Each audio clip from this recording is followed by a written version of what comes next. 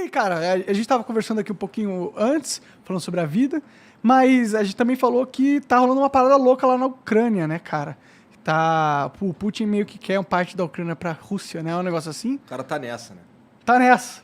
Tá O cara brincando não de abandona, wars. ele não larga esse osso, né?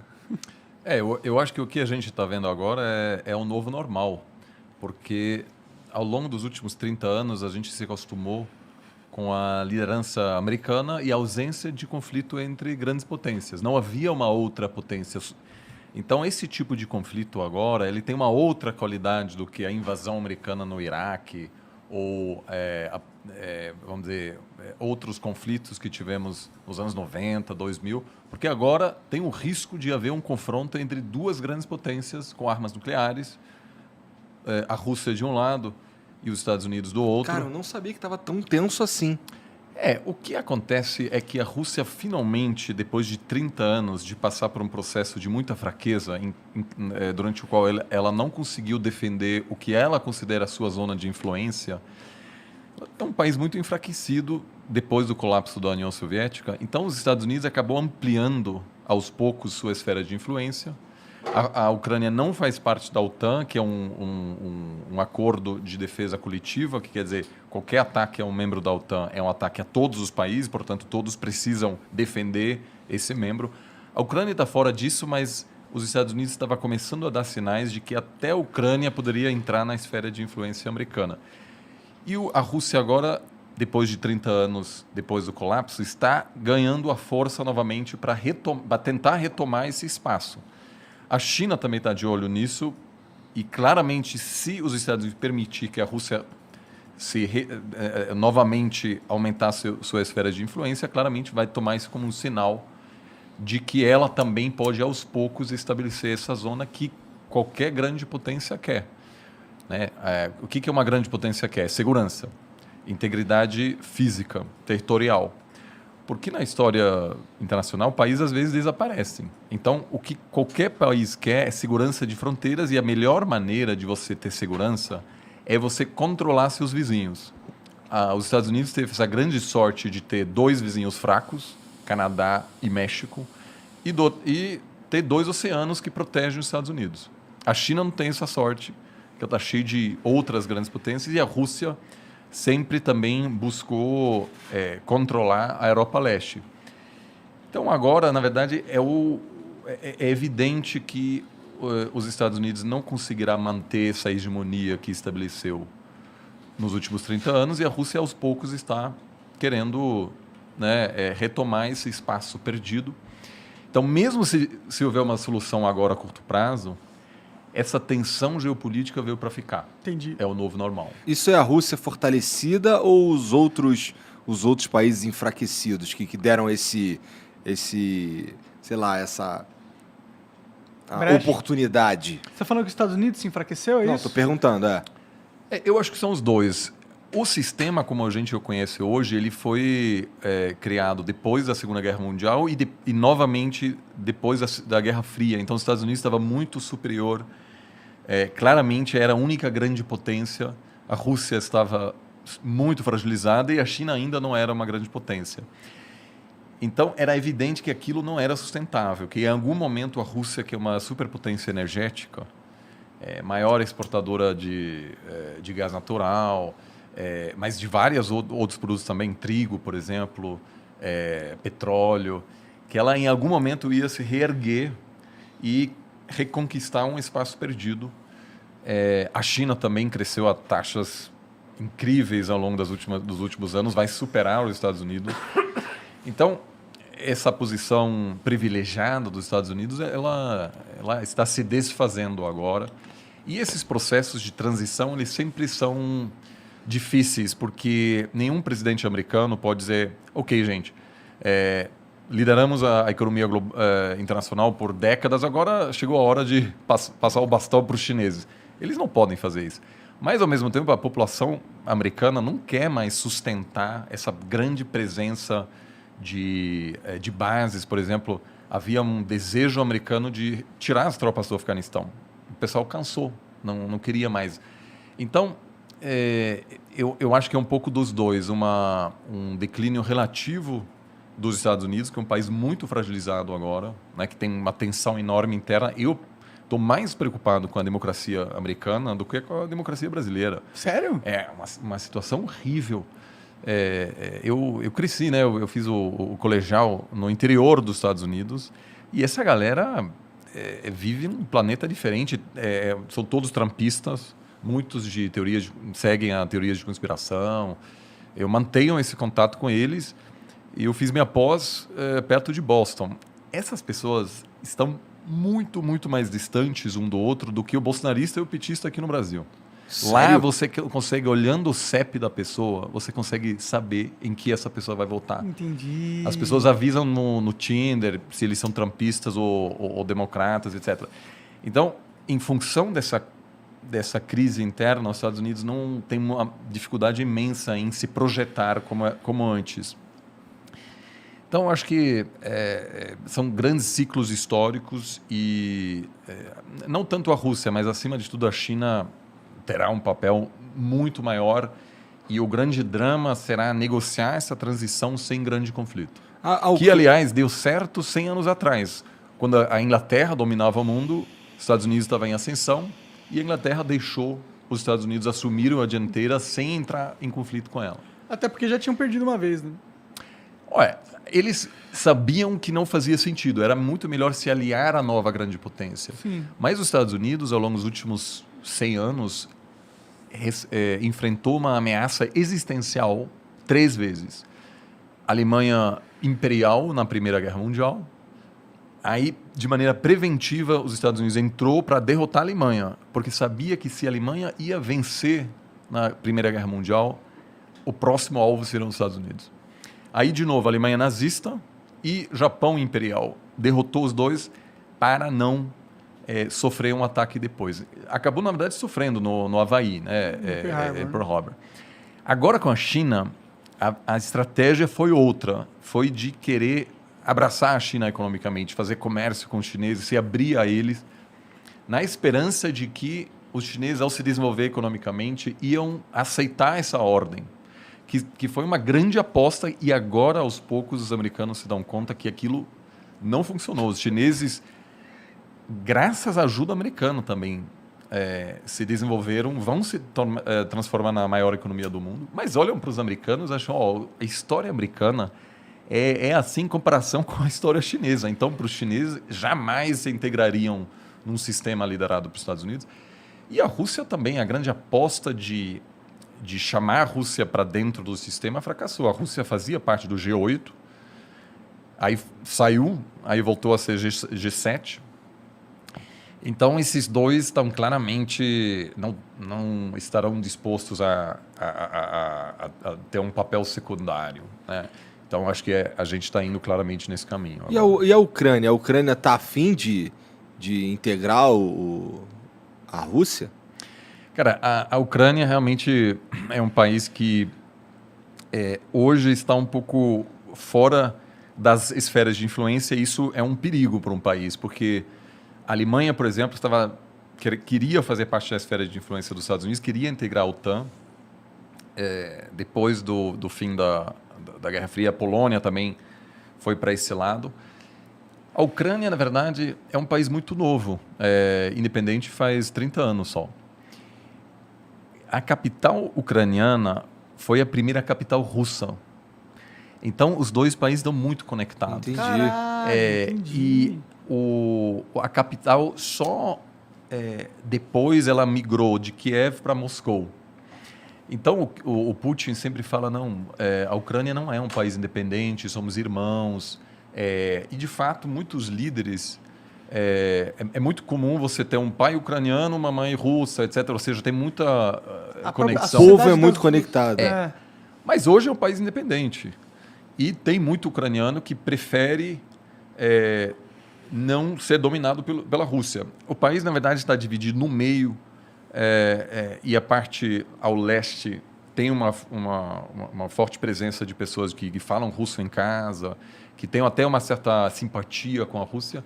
E do outro, é uma população que prefere estar mais próxima à Europa. E nas eleições você vê claramente que essa divisão existe E ao longo dos últimos anos sempre teve um pouco um presidente pró-russo e às vezes um presidente pró-Europa, pró-Estados Unidos, e obviamente as duas potências, por meio de financiamento de campanha, assessoria política, envio de armamentos, etc., busca influenciar esse país que está um pouco exposto nesse momento. Entendi. O que tem de tão legal na Ucrânia para o russo querer tanto aquele Cara, território? cultura, né, mano? Será a capital do país uma época. Mas é só isso? Não tem Tem- dinheiro envolvido? Olha, Já não tem sei. a parte cultural, mas, como eu falei, a Rússia quer ser uma grande potência. E ela é, na verdade. E o colapso da União Soviética foi foi um grande trauma. Agora, tem duas formas de lidar com trauma. A Alemanha também queria ser uma grande potência, colapsou, foi ocupado por outras potências em 1945. Né? Todos os alemães sabem dessas imagens dos russos e americanos chegando em Berlim, na capital. Poucos anos depois do Hitler prometer controlar toda a Europa. E a Alemanha contentou-se com um outro papel. Hoje a Alemanha é uma potência pacifista. O exército da Alemanha é muito pequeno. Quando a Alemanha foi chamada para participar da guerra no Afeganistão, eles toparam, mas depois se deram conta que não havia avião de transporte para levar as tropas para o Afeganistão. Ou seja, não tem umas forças armadas sérias. Nenhum general dá pitaco na política alemã. Ninguém quer saber. E a Alemanha gostaria de deixar os assuntos mais tensos militares para outros países. Então, eles não querem mandar... Então, houve aí uma mudança que a população alemã aceitou que o plano de dominação mundial fracassou, ainda bem, Aham. e também porque não tinha outra escolha, estava ocupado. Aceitou que a partir de agora a Alemanha seria talvez uma potência econômica, mas jamais uma potência militar. A Rússia também passou por um processo de colapso, de muita humilhação. Era uma grande potência e o Gorbachev, que iniciou o processo de abertura, depois basicamente decretou o fim da União Soviética, é visto como um cara que, enfim, deixou um legado terrível, né? Porque o experimento democrático na Rússia fracassou. O início dos anos 90 na Rússia foi um caos total, um caos horrível. Tem um amigo russo mais velho que esteve na Venezuela recentemente, que atualmente é um país meio anárquico também. Ele falou, olha, esse aqui é igual Moscou em 93. Muita grana, zero polícia na rua, não tem regra. Havia muita máfia, era perigoso mesmo, havia assassinato de empresário, jornalista, era um caos de político. E aí veio o Putin e falou, gente, vamos reerguer essa nação. Porque o sucessor do Gorbachev era o Yeltsin, que era um alcoólatra, que inclusive tem um momento chave quando ele encontra o Clinton e tem uma conferência de imprensa e o Yeltsin tá bêbado naquele momento e faz piada, etc. E assim, o Clinton ri na cara dele. E para os russos é horrível, cara. Era uma grande potência nuclear, muito respeitada, temida no mundo, e aí havia um palhaço lá que está entregando toda a Europa Leste para os americanos. Aí o Putin vem e diz, chega com isso, vamos nos reconstruir. E apesar do russo Cara, médio ser... desculpa a minha ignorância, mas como é que o Yeltsin sai e entra o Putin? O Yeltsin, na verdade, escolhe o Putin como sucessor e Tá. o Putin inicialmente ganha a eleição nos anos 90 e assume o poder em 99. E aí, aos poucos, ele encerra o experimento democrático na Rússia. Hoje não tem uma oposição séria, várias lideranças da oposição foram assassinadas, alguns super perto do parlamento. Mas o Putin, eu até diria hoje, numa eleição livre, talvez até ganharia, porque... Ele é popular lá. Trouxe Ele o é popular. respeito. Uma das primeiras coisas que ele fez é adotar novamente o hino da União Soviética, né? Ou seja, uma pessoa que diz, olha, a Rússia merece ser uma grande potência e, portanto, a gente precisa de segurança nas nossas fronteiras. Então, quando você pergunta por que a Rússia não quer que a Ucrânia faça parte da zona de influência dos Estados Unidos, É porque se um dia a Ucrânia fizer parte da OTAN, isso quer dizer que os Estados Unidos podem colocar mísseis, por exemplo, na Ucrânia, que chegam em Moscou em uma questão de minutos.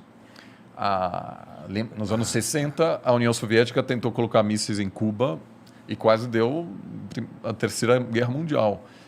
Por quê? Porque representou um risco existencial à integridade territorial dos Estados Unidos. Inaceitável para uma grande potência. Se você é uma potência pequena, faz parte.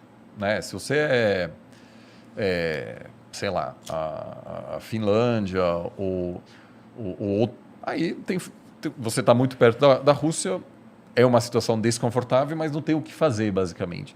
A Rússia, por outro lado, considera essa presença, essa fronteira com a OTAN inaceitável. Ela quer sua própria zona de influência.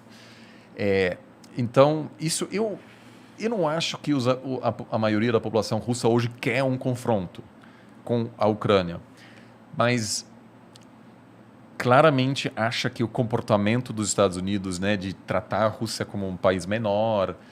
Eu lembro que em 2012, na campanha presidencial, houve um debate entre o Romney e Obama, né, que Obama ganhou em 2012. E num debate assim, o Romney uma vez falou: a Rússia é um grande inimigo. E todo mundo riu dele e falou: a Rússia, sério? A Rússia é uma pequena potência, a Rússia já era. E aquilo repercutiu muito na Rússia. Falando: olha, eles estão rindo da gente. Então, vamos aos poucos retomar. Agora, hoje, a Rússia acumulou tanta reserva internacional agora por exportar gás, que ela chegou num ponto em que ela não depende mais tanto, ela não sofreria mais tanto se houver sanções severas dos Estados Unidos. De embargo. Porque ela vende muito gás para a China. Caixa, tem dinheiro em algum 600 lugar. bilhões. Então, sanções seriam muito ruins para a Rússia, mas não quebraria o banco. Ele usaria esse fundo de 600 bilhões para E aí, então, o fato disso acontecer agora não é coincidência. Agora, a Ucrânia tem uma base industrial importante. Os russos jamais pensaram, os soviéticos, de que a Ucrânia seria um país independente. Tinha armas nucleares lá, tinha uma grande indústria que é fundamental para a União Soviética. E tem uma região que produz muito trigo.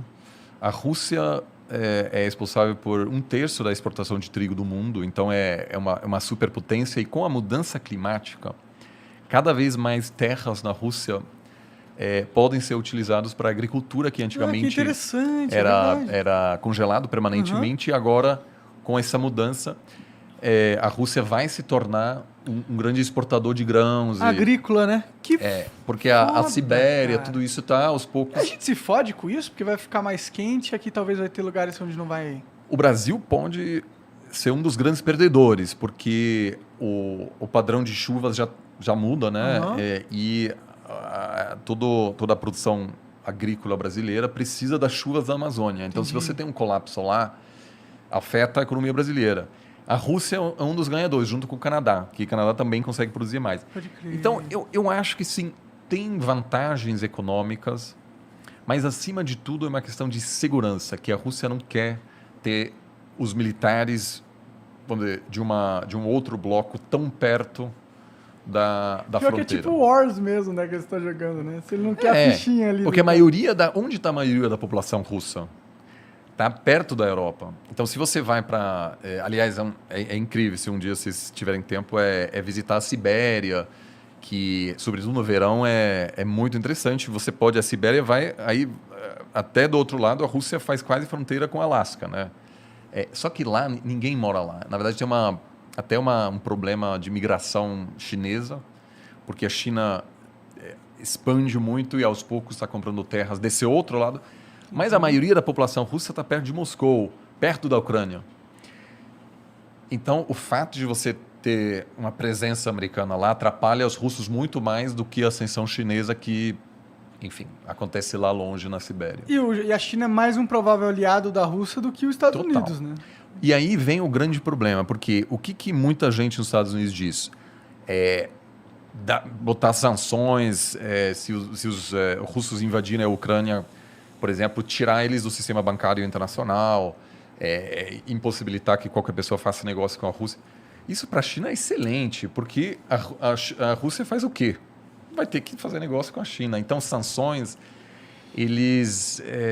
eu pessoalmente acho que não dá muito sinal. Em Cuba, por exemplo. Pelo que você está dizendo aí, se houverem sanções à Rússia, quem fortalece a China. Claro, porque a Rússia vira mais dependente de outros atores, Eles que não é, querem acima fortalecer de tudo, a China. E também, se você impuser sanções, o governo pode culpar qualquer problema apontando para as sanções. Dizer, a gente está super mal, mas é a culpa dos outros. É um pouco o que acontece em Cuba, Venezuela, Irã, todos são países onde você tem um fortíssimo nacionalismo, porque o governo pode dizer, a gente está numa grande batalha, e quem realmente sempre sofre mais com as sanções são os mais pobres, porque sempre tem um jeito de conseguir os produtos. Eu, alguns anos atrás, fui para a Coreia do Norte. Sanções, não dá para comprar nada a princípio. Aí, jantar com o governo, etc. Heineken, tudo. Por quê? Porque o cara chega, sei lá, Da China. dá um jeito, entendeu? Tinha tudo. Então, a elite política não sofre com sanções, porque sempre conhece alguém que conhece alguém tal, que traz... Quem sofre é a galera mais pobre. Então, eu espero muito que essa não será uma das respostas do Ocidente, se tiver um conflito.